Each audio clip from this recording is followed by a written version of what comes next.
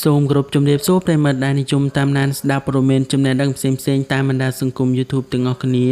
ថ្ងៃនេះChanelខ្ញុំបាទសូមជូនព័ត៌មានថ្មីមួយក្រោមចំណងជើងថា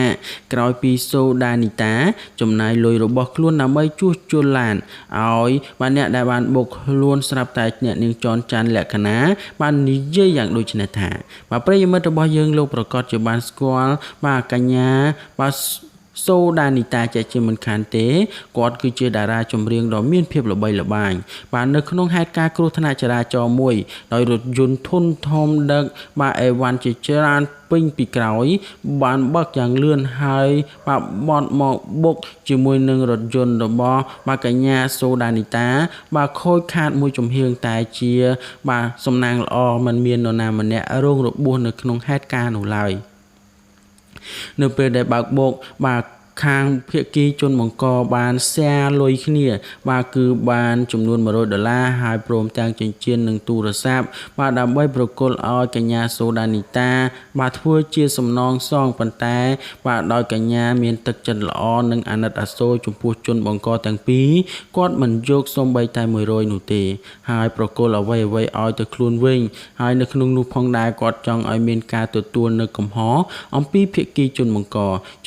ក៏បានលើកដៃសុំទោសហើយទទួលយកបាទកំហុសរបស់ខ្លួនដើម្បីធ្វើការកែប្រែនៅថ្ងៃក្រោយលែងឲ្យកើតមានរឿងអញ្ចឹងទៀតហើយ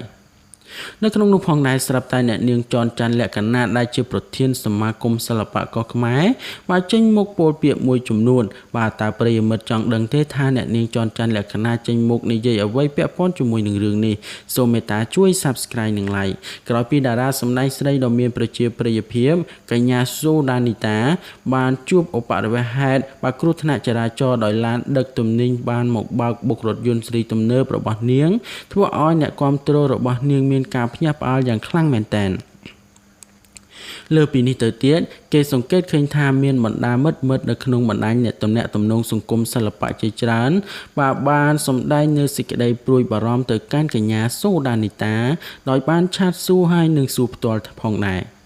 ក្រោយពីបានជួបរឿងរ៉ាវបែបនេះបាទដោយមិនមាននរណាម្នាក់រងរបួសនៅក្នុងហេតុការណ៍នោះទេជាក់ស្ដែងក្រោយពីតារាសម្ដែងពហុជំនាញបាទដ៏មានប្រជាប្រិយភាពកញ្ញាសូដានីតា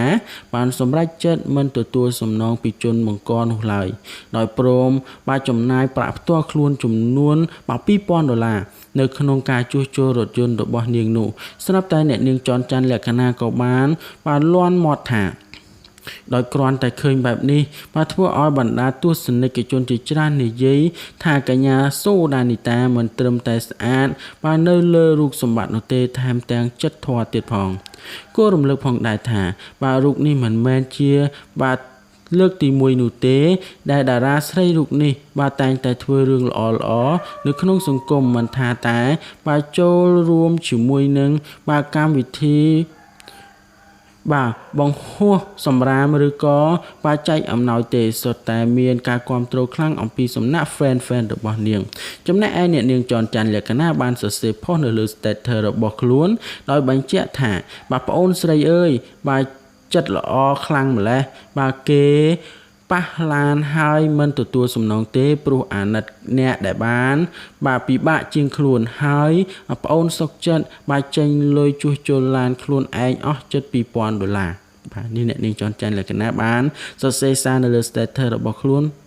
ដាក់យ៉ាងអញ្ចឹងតែម្ដងបាទដូច្នេះព័ត៌មាននេះមានប៉ុណ្ណឹងដើម្បីទទួលបាននូវព័ត៌មានថ្មីបន្ថែមទៀតសូមមេត្តាជួយ Subscribe និង Like ចំណែកខ្ញុំបាទសូមអរគុណនិងសូមគោរពលា